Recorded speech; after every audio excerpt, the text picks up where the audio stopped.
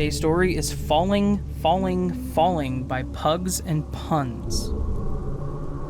Falling, falling, falling. I fell today, I fell yesterday, I fell the day before and the day before that.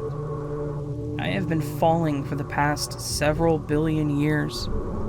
I have been falling for so long that I can no longer discern up from down, moving from stationary, or where I end and the environment around me begins.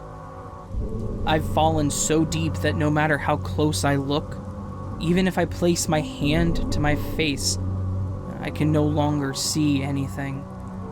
I know I still have eyes because I can feel them shift around in their sockets when I rapidly look from side to side. I only know that I still exist because I have felt and at times seen the passage of time. I am painfully aware of each passing second. Over 31.53 billion seconds in each millennium, multiplied by however many millennia I've been falling. In fact, when I fell, the earth on which you are reading this had not been created yet. I cannot see with my eyes, but I see with my mind. I've seen each new planet, moon, star, meteor, and every other physical entity come into existence. I've seen each dimension, each timeline, each perceived reality, and each consciousness come into existence. I feel and see each new soul that is created. I can see and feel all of these things that no one else can, yet I cannot see or feel myself. I have been falling endlessly since I decided to get closer to the pit. Why did I do that? Why did I let my curiosity get the best of me? In the world, timeline, and position in the time and space continuum in which I originated, my physical plane of existence was quite small compared to the one in which you are on. I think the best way to describe it in a way that you may be able to comprehend would be that my entire planet was the size of North America and your world at the time of this transmission of data. Like your world, my planet was mostly water. The only landmass was a round, disc-like ellipsis with a gaping hole in the center.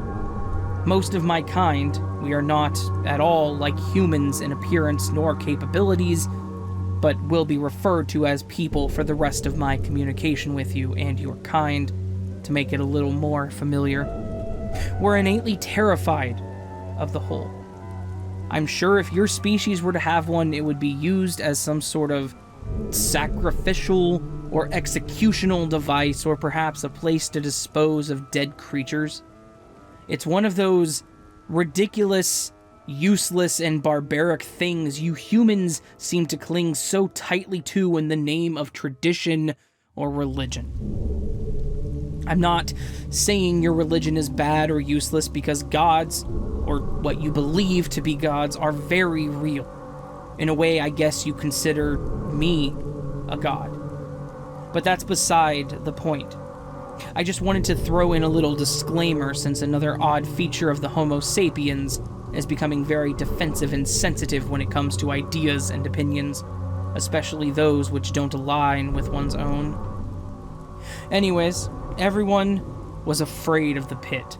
The few people who did try to study it all unanimously concluded that it was unsafe, and whatever fell into it never came out, nor did it make a sound indicating a collision with the bottom.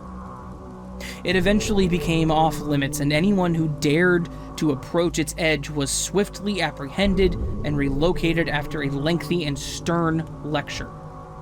I was always a curious, fearless, and somewhat rebellious child. The pit really drew my attention, and I had spent probably the equivalent of 2 whole years of your perception of time being lectured and reprogrammed. They tried to remove whatever glitch that was inside of me that prevented me from being afraid of the pit, but they could never identify or locate it. so I just continued to be intrigued by the pit.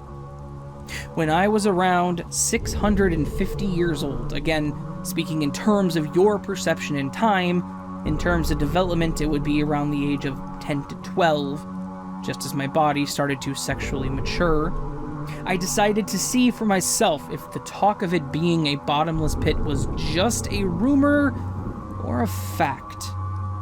I decided that I would be the test subject. In my adolescent mind, it made complete sense. I now wish I hadn't done it, but not for the reason that you would expect. My regret wasn't because I missed anyone. Unlike humans, my species are incapable of forming social bonds. We have societal structures and standards, but no meaningful relationships with one another. You would probably feel very lonely, but for us it's more of a hassle to have emotional connections than it's worth. My regret wasn't because I feared missing out on things or the small, seemingly mundane events of everyday life. It wasn't because I would never have my favorite foods or enjoy my hobbies again. My regret was because it is extremely boring. And even though I want to put an end to this incessant falling into nothingness, I'm not even able to.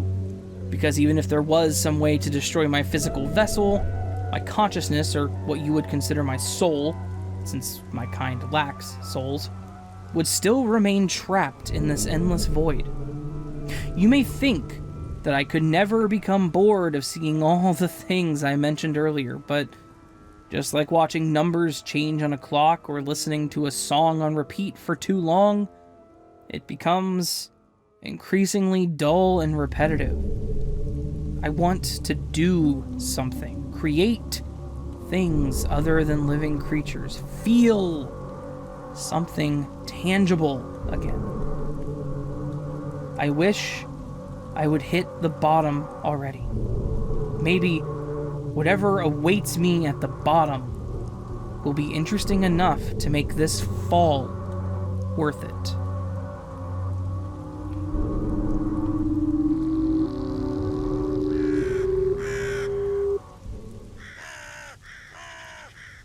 That was once again Falling, Falling, Falling by Pugs and Puns, and I think that two of the commenters said it best. The first one was boredom, a fate worse than death, which, falling for billions of years with nothing to do.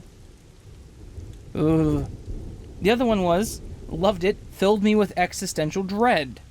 Absolutely. Something about that story just fills me with existential dread, and I loved it. Thank you, Pugs and Puns, for letting me narrate the story. You did an excellent job on this one. How about you, friends? Did you like this story? Did you like this video? If you did, and you would like more content that is similar to this, or content that is so vastly different, it's like comparing cast iron skillets to dogs. That was a crappy comparison. I'll think of a better one next time. Please consider joining the Nevermore. To join the Nevermore, all you have to do is hit that subscribe button and the bell icon next to it. Doing so makes you part of the Nevermore. You can do things to support the growth of the Nevermore, such as following me on Twitter, liking me on Facebook, joining my subreddit, submitting a story to me through the link down in the description, or supporting me on Ko-fi and Patreon. I have a couple patrons at this point in time, and I just want to say thank you to each and every single one of them. You guys are awesome. Just to add here, every single one of those things is completely optional and always appreciated.